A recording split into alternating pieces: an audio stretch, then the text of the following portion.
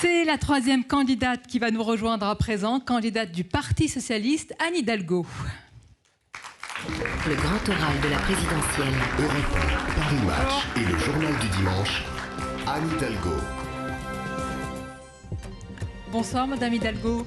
Bonsoir à vous, bonsoir. Merci beaucoup d'être avec nous, d'avoir accepté cette invitation de vous soumettre au grand oral de la présidentielle. Nous venons de recevoir Yannick Jadot, vous venez de le voir, Madame Pécresse. Nous allons disserter avec vous de la place de la France dans le monde, des questions de souveraineté, d'autonomie avec les questions de la salle, des questions à distance également.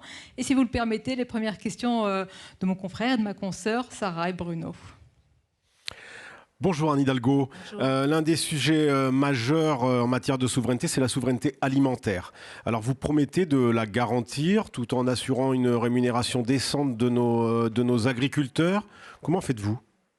D'abord, merci pour cette invitation et peut-être vous dire que dans ce moment très particulier où cette campagne présidentielle s'inscrit aussi avec le retour de la guerre en Europe, forcément, mon souci sera à la fois de protéger les Françaises et les Français et de faire cette protection à travers l'Europe, parce que je crois vraiment profondément à cet espace politique, démocratique, à cet espace de valeurs et de culture, et que bien sûr, c'est dans cet espace-là, sans confondre ceux qui agressent et ceux qui essayent de porter dans notre pays et sur le continent européen la prospérité, la démocratie, c'est dans cet espace-là que je souhaite œuvrer. Sur la question de la souveraineté, elle se pose sur plein de sujets. Là, vous me parlez de la souveraineté alimentaire et du rôle de notre agriculture et de la place de notre agriculture. On viendra, je l'espère, tout à l'heure aussi sur les autres sujets de souveraineté. Mais sur ce sujet-là en particulier, très précisément, nous devons changer de modèle. Nous devons changer de modèle et aller vers une agroécologie. Nous devons faire en sorte que, en Europe et dans chacun de nos pays, nous puissions avoir ces souverainetés pour nos populations. Bien sûr qu'on ne pourra pas être autosuffisant, qu'il faudra évidemment importer encore un certain nombre de produits. Mais nous devons pousser notre agriculture, notamment en France, vers notamment un modèle qui soit beaucoup plus respectueux de la planète et beaucoup plus respectueux aussi de la qualité de ce qu'il y a dans nos assiettes. Pour cela, très clairement, je ne procéderai pas comme a fait Emmanuel Macron. Je considère que les aides de la PAC doivent vraiment nous servir en France, à travers le plan national stratégique, à accompagner cette agriculture vers quoi ? Ma priorité sera d'installer les jeunes agriculteurs. Nous avons un vrai besoin d'installation de jeunes agriculteurs partout en France pour pouvoir justement être là dans des exploitations qui ne soient pas des exploitations gigantesques et totalement tourné vers l'exportation, même s'il en faut, bien sûr, mais il nous faut vraiment faire en sorte que ce modèle d'agriculture soit plutôt tourné vers à la fois une agriculture plus respectueuse de la planète, ça veut dire avec bien sûr la fin et le plus rapidement possible de l'utilisation des pesticides, ça veut dire aussi des élevages qui soient des élevages respectueux du bien-être animal et une production agricole qui soit une production aussi tournée vers la consommation des Françaises et des Français. Madame et c'est tout Hidalgo, à fait possible. Ça veut dire que vous conditionnez ces aides à l'installation pour les jeunes agriculteurs à un certain nombre de critères environnementaux, de taille d'exploitation ? D'abord, peut-être, oui, les conditionner comme cela, mais surtout s'appuyer sur une grande loi foncière, parce que pour que les jeunes agriculteurs puissent s'installer, il faut les accompagner notamment à travers une loi foncière qui leur permette d'accéder à des terres. Aujourd'hui, c'est une très grande difficulté. D'ailleurs, tous les organismes et organisations représentant les agriculteurs le disent, il faut vraiment travailler sur cette loi foncière pour rendre les terres accessibles et permettre cette installation et que les aides soient plus rapides, parce qu'aujourd'hui les aides de la PAC, qui d'ailleurs font très peu de place en fait à la transition vers le bio ou même vers une agriculture raisonnée, parce que je pense qu'il faut évidemment aller aussi vers ce qu'on appelle l'agriculture raisonnée, il y a très peu de place qui est faite dans les aides actuelles européennes et nationales. Il y a très peu d'accompagnement au niveau national vers cette transition, cette transformation du modèle agricole. D'ailleurs, il y a une demande très forte et je pense qu'il faut s'appuyer beaucoup sur les régions. Moi, je suis très décentralisatrice et je pense que cette politique à destination des agriculteurs et notamment de l'installation de ces jeunes agriculteurs dans tous nos territoires, elle passera aussi par une décentralisation et un appui plus important sur notamment les régions qui, elles, sont dans la proximité, au contact de ces agriculteurs. Vous faites donc rimer autonomie et décentralisation également. On va décliner, Anne Hidalgo, l'indépendance, l'autonomie, on vient de parler alimentaire, stratégique, et vous avez parlé évidemment des conséquences de la guerre en Ukraine. Par exemple, sur notre indépendance sur le pétrole et le gaz, le président américain Joe Biden vient de s'engager à livrer 15 milliards de mètres cubes additionnels de gaz naturel liquéfié d'ici à la fin de l'année pour réduire la dépendance énergétique européenne. Ça veut dire qu'on passe du gaz russe au gaz américain. Évidemment, on ne met pas sur le même plan la Russie de Poutine en ce moment et les États-Unis. Malgré tout, on passe d'une indépendance à l'autre. Est-ce que c'est ainsi que vous imaginez aujourd'hui notre indépendance sur ce plan-là ? Non, il faut être indépendant et que l'Europe soit forte, notamment dans son modèle aussi énergétique, et qu'elle sorte de cette dépendance aux énergies fossiles et notamment au gaz. Qu'elle aille beaucoup plus, d'ailleurs c'est prévu dans les orientations européennes, vers le renouvelable, vers ces énergies nouvelles qui sont beaucoup plus respectueuses de la planète. Évidemment, sortir de la dépendance là immédiatement par rapport à ce gaz russe, pour moi c'est une nécessité, je le redis ici, et je vais venir sur la question climatique, mais si on veut que cette guerre en Ukraine qui est menée par Poutine contre les Ukrainiens mais qui menace toute l'Europe s'arrête et s'arrête le plus rapidement possible, alors il faut vraiment étouffer économiquement les capacités de l'économie russe. Étouffer économiquement rapidement les capacités de l'économie russe, c'est faire un embargo. Je suis pour un embargo. Comment on se chauffe, Madame Hidalgo ? Alors, d'abord, un embargo qui doit évidemment aller le plus rapidement possible pour sortir de ces énergies qui, aujourd'hui, chaque jour, on verse entre 700 et 800 millions d'euros à Poutine, des sommes qui servent à acheter des armes contre l'Ukraine et à faire cette guerre, et qui, par ailleurs, on ne verse pas cet argent par plaisir, parce qu'on a besoin de gaz et de pétrole. On va y revenir, mais qui font que cette guerre va durer longtemps si on continue comme ça et si on ne marque pas un coup d'arrêt. Donc si nous voulons que cette guerre s'arrête rapidement, ce qui sera aussi très important parce que les conséquences de cette guerre, notamment sur le pouvoir d'achat, sur la vie, y compris ici en France, elles sont immédiates. Si nous voulons que ça ne dure pas et que ça s'arrête, il faut cet embargo. Comment on fait ? On protège par des mesures à la fois au niveau européen et au niveau national. Comment ? Eh bien, par exemple, déjà sur le prix de l'énergie. Bloquer, contenir le prix de l'énergie, ça passe par les États. La possibilité de jouer sur les taxes, de baisser les taxes, c'est ce que je propose notamment sur l'essence, les carburants et bien sûr sur l'énergie. Mais ça passe aussi par un plan de soutien.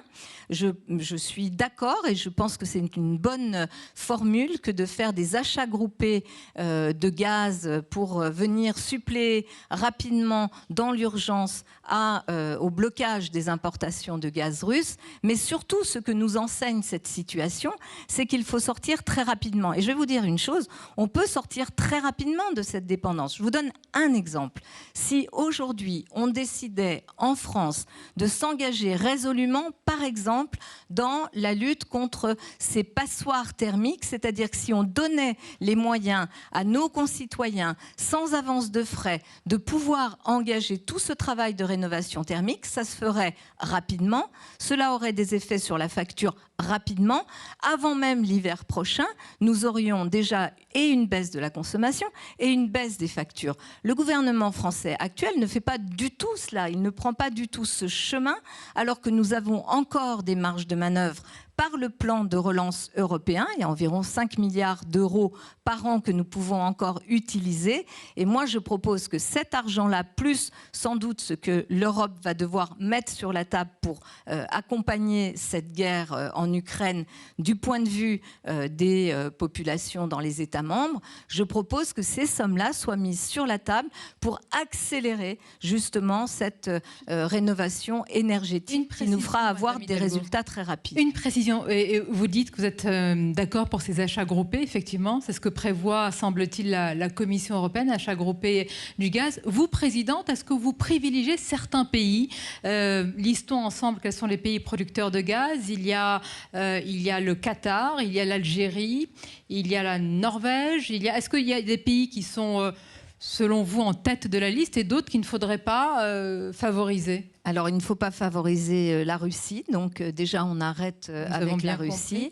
On fait en sorte qu'effectivement, les autres pays, qui sont des pays avec lesquels on peut considérer que parfois leurs démocraties sont loin d'être abouties, mais de façon pragmatique, on se donne les moyens de pouvoir répondre dans l'urgence à ce besoin d'énergie. Mais surtout, on sort très rapidement de cette dépendance. Je le redis, on peut en sortir très rapidement. On peut en sortir très rapidement parce que si nous faisons les efforts, la proposition que je fais dans mon programme, puisque je lie la question climatique à la justice sociale, une des propositions, c'est de dire on fait une avance sur les travaux de rénovation que nos compatriotes pourraient engager chez eux, et le remboursement ne se fera qu'au moment de la vente, par exemple, de l'appartement ou de sa cession. Je vous assure que si on met ça sur la table, ça peut aller très très vite, et en plus ça sera bon pour l'emploi, ça sera bon pour le climat,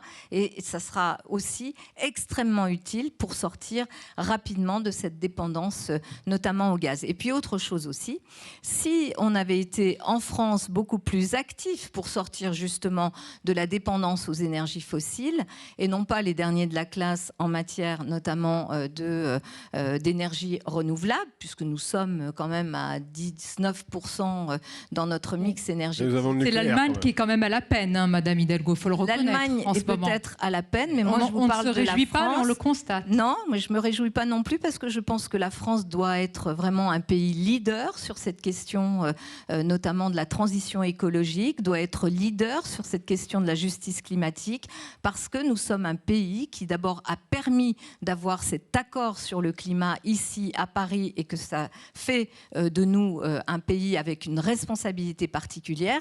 Et je vais vous dire, pour avoir participé notamment à la COP21, à la tête notamment des maires des plus grandes villes du monde, je peux vous dire que nous sommes attendus sur la scène internationale et européenne sur cette question climatique, et que malheureusement, pendant ces 5 dernières années, ce sujet a été abandonné. Nous devons le reprendre et nous devons être fer de lance, parce qu'aujourd'hui, la puissance et la voix singulière de la France, à la fois dans le monde et en Europe, elle doit passer par ce défi qui est le défi du siècle, qui est la question climatique, et nous sommes attendus sur ce sujet-là. Donc bien sûr que je releverai ce défi-là, et nous devons sortir rapidement de cette dépendance. Si nous l'avions fait pendant ces 5 ans, plutôt que de rester sur place, parce que c'est ce qui s'est passé, et même plus que du surplace, quand même c'est assez unique que le gouvernement français soit condamné par une haute juridiction française pour son inaction climatique. C'est pas moi qui le dis, c'est une condamnation. Et donc ça prouve bien que ça n'a pas été fait, que nous aurions dû le faire. Si nous l'avions fait, nous ne serions pas dans la même situation de difficulté, y compris au regard de cette crise et de cette guerre en Ukraine qui pose la question de la dépendance aux énergies fossiles. Nous allons prendre une question dans la salle. Alors, monsieur. On passe un micro. Bonsoir Madame Hidalgo. Bonsoir. Vous expliquez dans votre programme vouloir favoriser l'échelon européen pour l'indépendance de la France. On l'a vu dans le propos liminaire de Frédéric Dabi que 70% des Français souhaitent que notre indépendance sanitaire soit favorisée à l'échelon national. Vous, Président, quelles mesures pour recréer cette indépendance sanitaire nationale ? C'est une très bonne question. Je pense que, d'abord, dire que l'Europe, sur la crise sanitaire, a plutôt bien agi. Et ça a été une très bonne surprise. Elle a agi sur 2 plans. La capacité à faire, par exemple, tout un travail autour des vaccins et pouvoir acheter, là aussi, des vaccins groupés.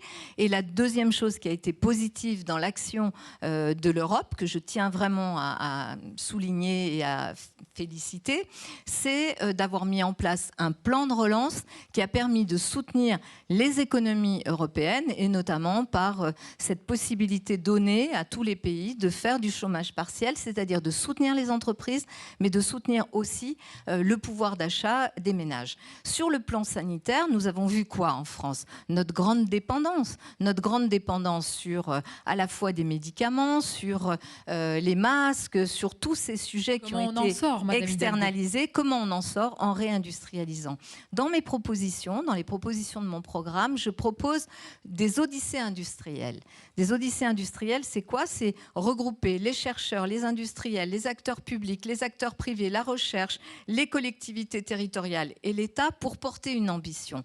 Une des odyssées industrielles que je propose est notamment sur les questions de santé. Je pense que nous pouvons réindustrialiser, c'est-à-dire remettre de la production, de la fabrication de médicaments, de masques, de matériel nécessaire pour notre santé. Et puis deuxièmement, comment on assure sa souveraineté ?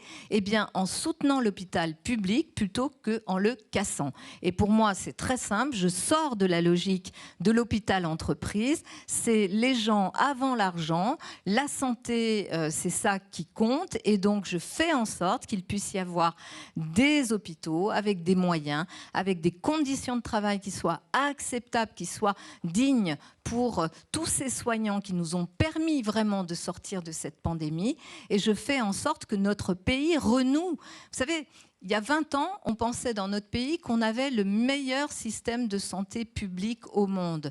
Aujourd'hui, ce n'est pas simplement la crise sanitaire, elle a révélé nos fragilités. Ces fragilités-là, elles sont très graves parce qu'elles font douter toute la population, y compris de nos institutions. Vous savez, les gens se disent, si notre pays n'est plus capable de nous protéger quand on est malade, alors c'est qu'il y a un problème et ça justifie beaucoup. Oui, vous avez tellement raison de parler de la santé. D'ailleurs, est-ce que vous parlez de ce personnel soignant auquel il faut continuer à rendre hommage parce que malheureusement l'épidémie est loin d'être terminée.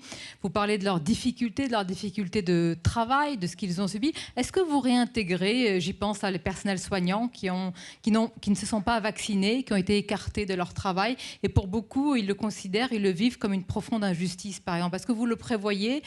Je pense à un candidat de gauche, Jean-Luc Mélenchon le prévoit.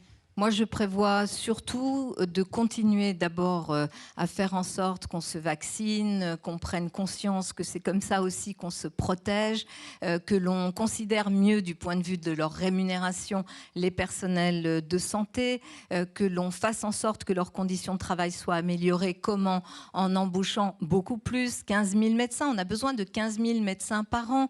On a besoin de 25 000 infirmiers et infirmières par an. On a besoin de au moins 1250 sages-femmes par an, de 5000 logisticiens. Donc je commence par cela. Et après, bien sûr qu'il faut du dialogue. Ce qui n'a pas été réussi du tout dans toute cette période, c'est notamment d'avoir finalement cette incapacité à dialoguer et ces positions très frontales. Mais vous savez, puisque vous parliez de Jean-Luc Mélenchon, je suis allée en Guadeloupe il y a quelque temps dans le cadre de cette campagne. J'ai tenu à aller voir les personnels soignants du CHU de Pointe-à-Pitre parce qu'ils travaillaient au moment où je suis venue sous protection du GIGN, sous protection des gendarmes. Ils étaient harcelés, menacés à leur domicile. Moi, je suis allée les voir. Jean-Luc Mélenchon n'est pas allé les voir. Il n'est pas allé les voir.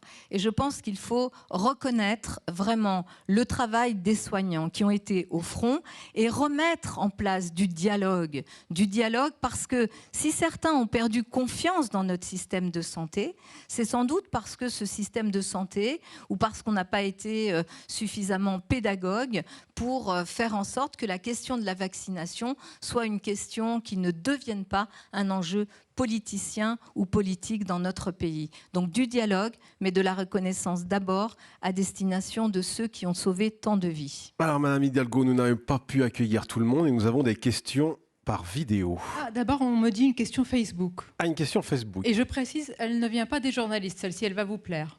J'en sais rien, même quand elle vient des journalistes. Surprise, surprise, regardez. On va voir. Alors. Au deuxième tour, si c'est Macron-Mélenchon, pour qui voteriez-vous ? C'est pas Sonia sur Facebook, c'est Christine. Je ne réponds pas du tout à cette question parce que pour moi, aujourd'hui, je suis encore dans l'avant-premier tour et je me bats pour que justement cette gauche républicaine, laïque, européenne, celle qui ne confond pas les dictatures avec, les démocraties, eh bien, vous avez répondu en disant cela, madame. Que cette gauche-là soit cette gauche qui puisse continuer à porter des réformes. Vous savez, j'entends bien sûr beaucoup d'insatisfaction sur cette gauche socialiste qui a gouverné dans le pays. On me dit, mais oui, mais il y a eu des erreurs. Oui, c'est vrai, il y a eu des erreurs, peut-être même des fautes parfois. Et ça, il faut le reconnaître et il faut être lucide.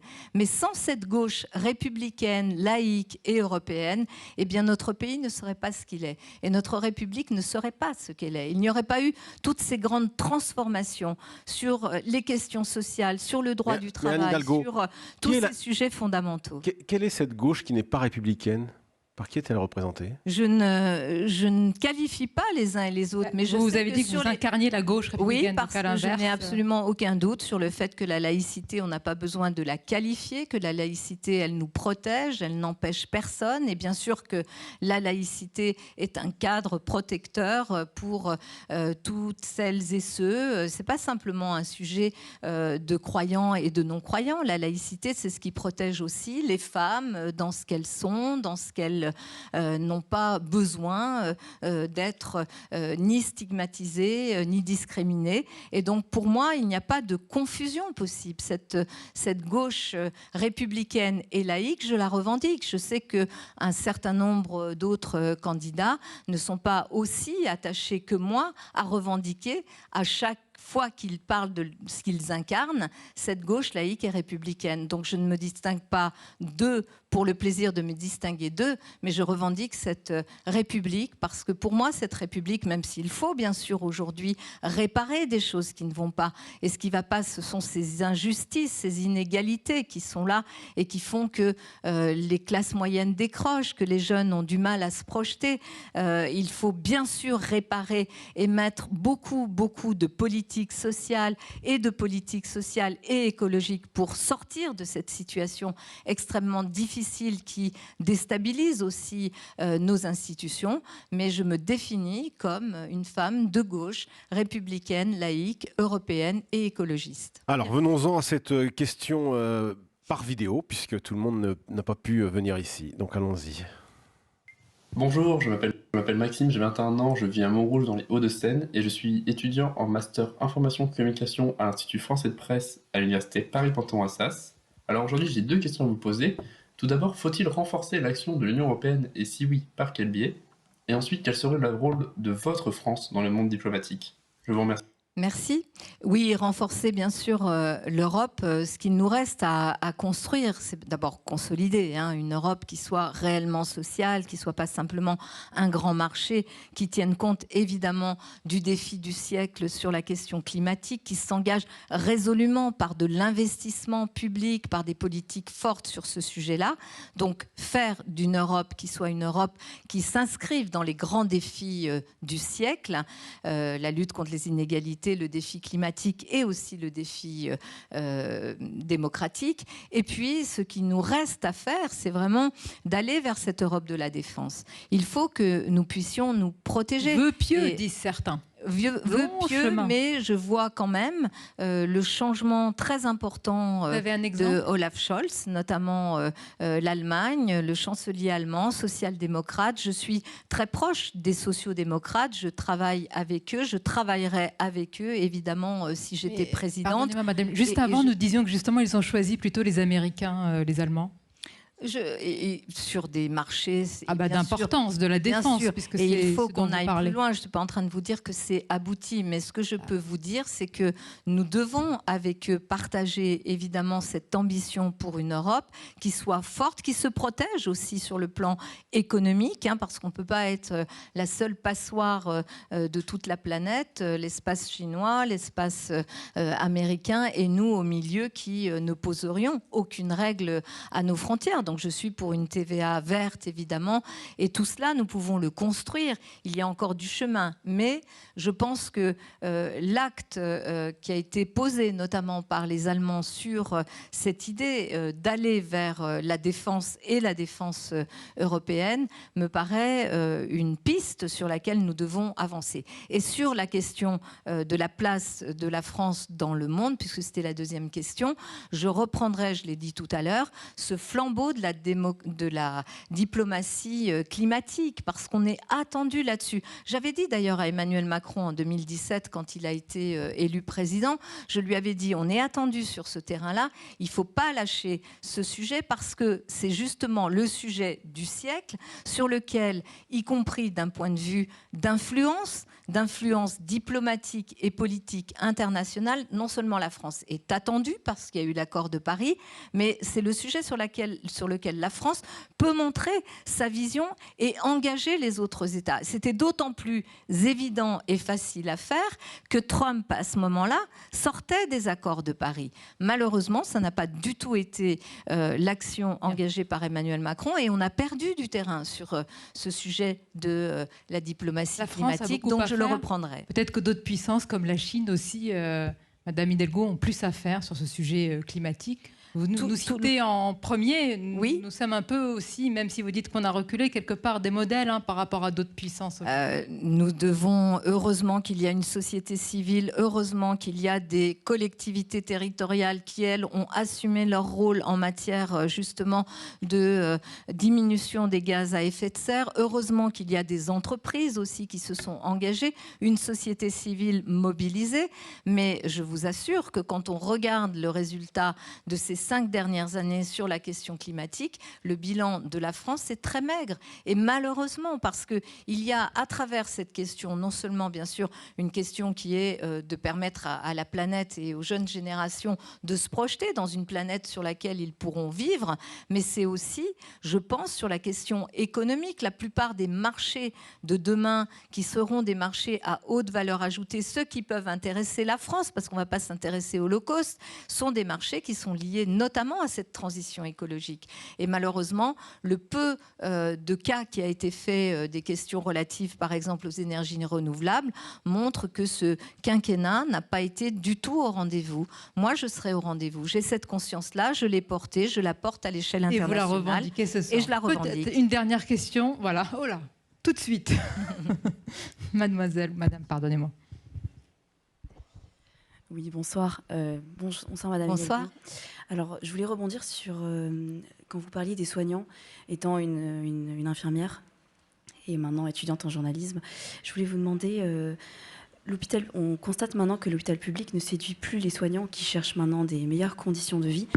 Vous, en tant que présidente, quel est votre plan pour améliorer les conditions de travail des soignants, pour les empêcher de partir chercher des conditions de travail plus attrayantes? Bien sûr, j'ai vu tellement de soignants qui m'ont dit on n'en peut plus, on est rincés, on croyait en notre métier, mais là les conditions de travail sont tellement dures qu'on n'y arrive plus et on va faire autre chose de nos vies, que c'est un drame. Donc ce qu'il faut, c'est d'abord recruter plus de soignants, infirmiers, médecins. J'ai donné les chiffres tout à l'heure, je n'y reviens pas, parce que ça déjà ça permettra de meilleures conditions de travail. Et puis le financement de l'hôpital public, ne peut pas être simplement défini à partir de règles comptables.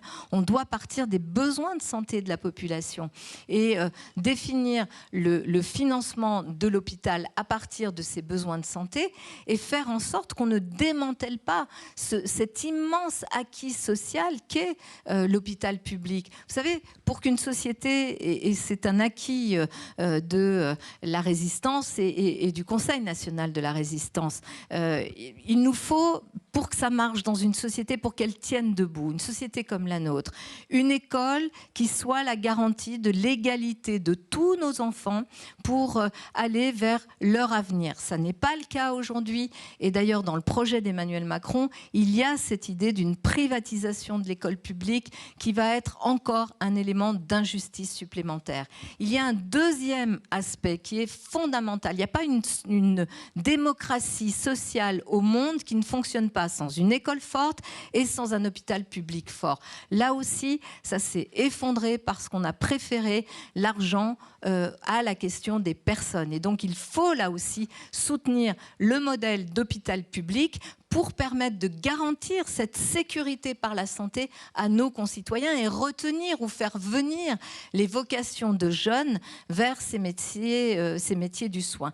Et il y a un troisième élément qui est fondamental dans un pacte social dans un pays comme le nôtre, ce sont les retraites. Les retraites, c'est ce qui permet à quelqu'un de se dire après une vie de labeur, j'ai le droit de faire autre chose, j'ai le droit au repos, j'ai le droit de m'occuper de mes enfants, de mes petits-enfants, de ma famille, ou tout simplement de laisser passer les années qui restent en faisant autre chose. Ça aussi, je vous assure, ce qui est à l'œuvre avec les propositions d'Emmanuel Macron est profondément, non seulement injuste, avec cette retraite à 65 ans, où beaucoup de nos compatriotes n'arriveront pas à cet âge-là en bonne santé, et c'est quelque chose qui vient démanteler un modèle social.